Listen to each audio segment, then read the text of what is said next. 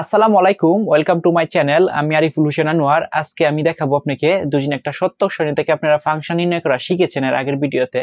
এখন তিন চলক যদি দেওয়া থাকে তাহলে একটা সত্যক সারণী থেকে কিভাবে আপনি ফাংশনটা ফাইন্ড আউট করবেন সেটা নিয়ে আমরা কথাবার্তা বলবো। তো চলুন, এই যে সত্যক সারণীটা জানা আছে, এই সত্যক সারণী আমার চলক আছে কয়টা?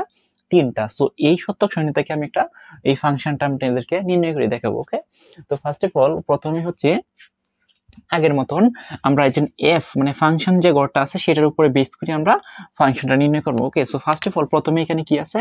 1 আছে। তার মানে যেহেতু এখানে প্রথমে 1 আছে তাহলে আমি কি দিলাম? 1 গুণন এর উপরে 0, বি এর এর ইনপুট কি আছে? A B C, 0 0 0। দুজন 0 থাকে তাহলে কি হয়? 0 থাকলে ওই চলকের উপরে পূরক বসে। তার মানে এই তিনটার উপরে মানে তিনটার ভ্যালু 0 0। তার মানে এখানে হবে হচ্ছে এ পূরক গুণন বি পূরক গুণন সি পূরক। ওকে, আচ্ছা, এরপরে এই লাইন শেষ, আমি প্লাস দিলাম। নিচের লাইনে আসি, নিচের লাইনে কত আছে? 0। তার মানে আমি কি বলছিলাম? যদি 0 থাকে তাহলে হচ্ছে এই লাইনটাকে আমরা স্কিপ করব বা ইগনোর করব, এটা আমরা করব না। তার মানে এই 0 যেটা আছে সবটা বাদ। এরপরে কি আছে? আবার 1 আছে। তার মানে বসাইলাম হচ্ছে কত? 1। তার মানে এইখানে 0, তার মানে এর উপরে কি হবে? পূরক হবে গুণন বি এর এখানে কি আছে? 1, তার মানে বি এই বসে যাবে। ওকে, তার মানে সি এর এখানে কি আছে? 0, তার মানে সি এর উপরে কি হবে? পূরক হবে, দিলাম আমি প্লাস। তার মানে আমার এই লাইনটাও শেষ। পরে আমরা আসি, এখানে কত আছে? 0, তার মানে এই লাইনটা আমাদের কি হবে? ইগনোর করতে হবে। ওকে, পরে আবার কি আছে? 1 আছে। তার মানে আমি দিলাম হচ্ছে কত? এখানে 1 গুণন এর উপরে কি আছে? 1, মানে এর ভ্যালু কি? 1, তার মানে হচ্ছে এ এই বসে যাবে। বি এর ভ্যালু হচ্ছে 0, তার মানে বি পূরক হবে। সি এর উপরে সি এর ভ্যালু 0, তার মানে সি ও হচ্ছে কি? পূরক হবে। ওকে, এটা শেষ। আমি দিলাম হচ্ছে প্লাস, আমি নিচে নিচে করি, দিলাম হচ্ছে আমি এখানে প্লাসটা দিই প্লাস। এরপরে আছে কি? আমরা কোনটা করছি? একটা দুইটা তিনটা, তার মানে একটা দুইটা তিনটা এটা করছি। এখন আছে এটা 1, তার মানে আমি এখানে দিলাম হচ্ছে 1 গুণন, তাহলে এ এর ভ্যালু কি আছে? 1, তার মানে হচ্ছে এই বসে যাবে। বি এর ভ্যালু হচ্ছে 0, তার মানে হচ্ছে বি এর উপর কি হবে? পূরক হবে।